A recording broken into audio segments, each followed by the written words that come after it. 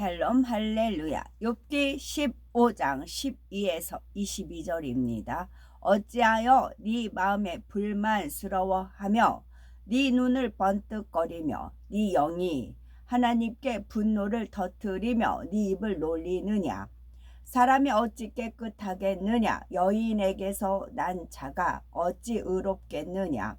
하나님은 거룩한 자들을 믿지 아니하시나니 하늘이라도 그가 보시기에 부정하거든.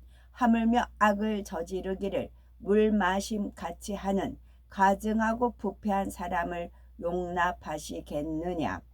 내가 네게 보이리니 내게서 들으라. 내가 본 것을 설명하리라. 이는 곧 지혜로운 자들이 전하여 준 것이니 그들의 조상에게서 숨기지 아니하였느니라. 이 땅은 그들에게만 주셨으므로 외인은 그들 중에 왕래하지 못하였느니라. 그 말이 이르기를 악인은 그의 일평생에 고통을 당하며 포악한 자의 횟수는 정해졌으므로 그의 귀에는 무서운 소리가 들리고 그가 평안할 때에 멸망시키는 자가 그에게 이르리니 그가 어두운 데서 나오기를 바라지 못하며 칼날이 숨어서 기다리느니라. 아멘. 욥기 강의 36번째 엘리바스의 두 번째 변론입니다. 엘리바스의 두 번째 변론을 살펴보면서 사람의 감정과 변론이 어떤 결과를 낳는지 살펴보겠습니다. 욥기 15장 12에서 13절에 어찌하여 네가 마음에 끌리며 네 눈을 번쩍여 네 영으로 하나님을 반대하고 네 입으로 말들을 내느냐. 여기서 마음에 끌린다는 것은 마음을 진정하지 못하고 흥분하는 것을 말합니다. 그리고 눈을 번쩍인다는 것은 혈기가 날 때 눈동자가 이글거려서 번쩍이는 것처럼 보이는 상태를 말하지요. 사람이 변론을 하다 보면 감정이 나서 언성이 높아지고 눈빛이 무서워지는 등 몸에 여러 가지 현상이 일어납니다. 혈기가 끓어오르니 심장이 빨리 뛰고 피가 빨리 돌아 얼굴과 눈자위가 붉어지지요. 더 나아가 눈에 핏발이 서면서 악한 기운이 나기 때문에 상대가 볼 때는 무섭게 느껴집니다. 여기서 멈추지 않고 변론을 계속하다 보면은 호흡이 가빠지면서 몸에 심한 경련이 일어나기도 하지요. 이런 상태가 되면 마음을 다스릴 수가 없기 때문에 입술에서 진실이 나오지 않습니다. 욥과 욥의 친구들이 지금 이런 상태가 되어가고 있는 것입니다. 그런데 언성을 높이며 혈기를 내는 사람들은 정작 자신의 모습을 보지 못하는 경우가 많습니다. 그래서 주변에서 왜 그렇게 혈기를 내십니까? 하고 지적을 하면 나 혈기 내지 않았는데요 라고 말하지요. 제3자가 보면 분명히 얼굴과 눈빛, 말소리에서 혈기가 무섭게 뿜어져 나오고 있는데 본인은 그것을 인정하지 않고 변명을 하니 변화가 더딜 수밖에 없습니다. 그러므로 누군가 지적을 하면 무조건 나는 아니라고 주장하지 말고 내가 알지 못하는 안 좋은 습관이 있나 보다 인정하고 노력할 때 변화될 수 있음을 명심해야 하겠습니다. 엘리바스는 욥에게 네 영으로 하나님을 반대한다고 했는데 이는 엘리바스가 영이 무엇인지 알고 하는 말은 아닙니다. 여기서 영은 마음이라 생각하시면 되지요. 엘리바스는 나름대로 하나님의 말씀인 진리로 욥을 깨우쳐 주려고 하는데 욥이 그 말을 완전히 무시해 버렸기 때문에 욥의 마음 중심에서 하나님 말씀을 반대하고 말하는 것이지요. 지금까지 욥의 말이 빈말이 아니라 깊은 마음에서 나오고 있음을 알고 있기 때문입니다.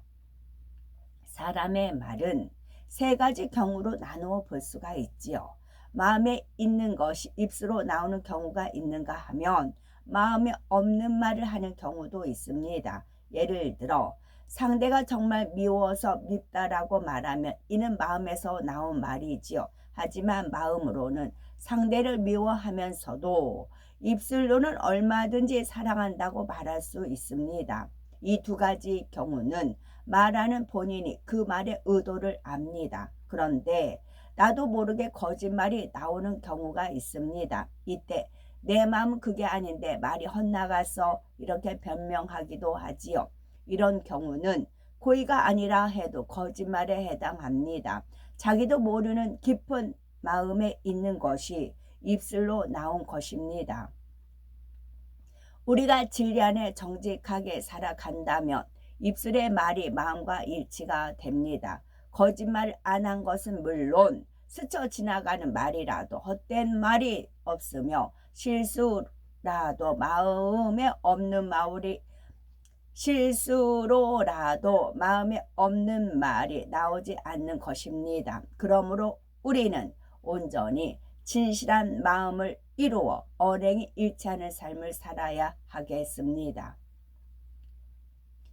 욥기 15장 14절에 사람이 무엇이간데 깨끗하겠느냐, 여인에게서 난 자가 무엇이간데 의롭겠느냐. 주 안에서는 마음과 성격도 변화될 수 있음을 믿어야 합니다. 사람이 무엇이간데 깨끗하겠느냐, 여인에게서 난 자가 무엇이간데 의롭겠느냐. 성경을 보면 이 말이 틀린 말이라는 것을 알 수가 있습니다. 예를 들어서 에녹 선지자는 너무나 마음이 선하고 깨끗하였기에 하나님께서 300년간이나 동행해 주셨지요. 모세 선지자는 온유함이 이 땅의 모든 사람보다 승하였으므로 온 집에 충성한 분이었습니다. 스데반 집사는 아무 잘못 없이 돌에 맞아 죽어가면서도 무릎을 꿇고 큰 소리로 주여 이 죄를 저들에게 돌리지 마옵소서 하고 하나님께 용서를 구했지요. 얼마나 악이 없는 깨끗한 마음입니까? 그런데 엘리바스는 왜 사람은 깨끗하지 않다고 말하는 것일까요? 엘리바스는 악하고 더러운 자신의 속마음을 알고 있었습니다. 또 주변 사람들에게서 악하고 깨끗하지 않은 모습을 많이 보았기 때문에 모든 사람이 그렇다고 단정짓고 있는 것입니다. 그러나 내가 악하다고 해서 상대도 악한 것은 아닙니다. 나는 거짓말을 해도 상대는 얼마든지 진실을 말할 수 있는 것이죠.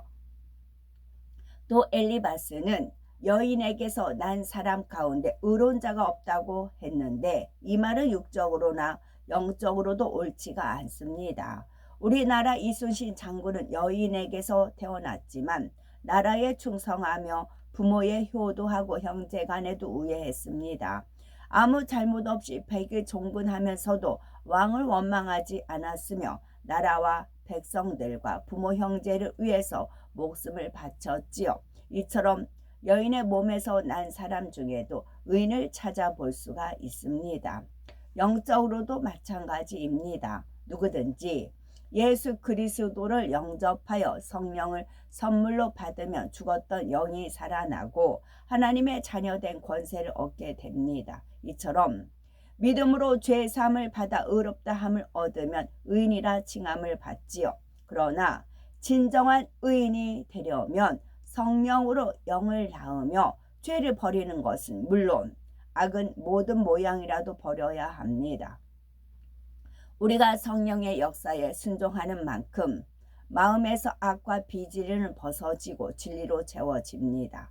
우리 마음이 온전히 진리로 채워지면 하나님께서 처음 지으신 사람의 형상을 되찾게 되는데 바로 이 상태를 영혼이 잘됐다 하면서 진정한 의인이라 할 수가 있는 것입니다. 하나님께서는 우리에게 의인이 될 수 있다 하시며 그 방법을 알려주셨죠. 내 힘으로는 할 수 없지만 나의 노력과 함께 하나님께서 주시는 은혜와 능력 그리고 성령의 도우심 가운데 얼마든지 선하고 의로운 마음으로 변화될 수가 있는 것입니다. 에스겔 36장 26절에 또 새 영을 너희 속에 두고 새 마음을 너희에게 주되 너희 육신에서 굳은 마음을 제하고 부드러운 마음을 줄 것이며 말씀한 대로 하나님께서는 마음은 물론 성격도 얼마든지 변화시킬 수 있는 분이십니다. 모세 선지자는 애굽 왕자로 있을 때 사람을 쳐 죽일 정도로 혈기가 많았었지만 광야에서 40년 연단을 받으며 지면의 모든 사람보다 온유한 자로 변화되었지요. 사도 바울 역시 자존심과 의가 강한 사람이었지만 주님을 만난 이후에 연단을 받으면서 선하고 온유한 권능의 사도로 변화되어 의의 면류관을 받을 수가 있었습니다. 우레와 같이 급한 성격 소유자이었던 요한도 결국 변화되어 사랑의 사람이 되었지요. 이처럼 주 안에서는 안 되는 것이 없고 능력 주시는 자 안에서 모든 것을 할 수 있음을 믿어야 변화의 능력을 체험할 수가 있습니다. 욥기 15장 15에서 16절에 하나님은 그 거룩한 자들을 믿지 아니하시나니 하늘이라도 그의 보시기에 부정하거든 하물며 악을 짓기를 물 마심같이 하는 가증하고 부패한 사람이겠느냐. 욥에게 하나님의 뜻을 잘못 전달하는 엘리바스입니다. 영적으로 거룩함이란 겉모양만이 아니라 마음까지 흠과 티가 전혀 없이 깨끗한 상태를 말하지요. 따라서 거룩하다라는 말은 원래 사람에게는 해당되지 않는 용어입니다. 오직 선 자체이신 하나님께만 사용할 수가 있었지요. 그런데 하나님께서는 사랑하는 자녀들에게도 거룩함을 이루도록 말씀하셨고 우리에게 진정 원하시는 것은 마음의 거룩함입니다. 그러므로 우리는 마음의 할례를 통해서 어떠한 악도 없는 선하고 깨끗한 마음으로 변화되어야 합니다. 이렇게 변화되어 거룩함을 이룬 사람이 있다면 하나님께서는 당연히 그 사람을 믿지 않으시겠습니까?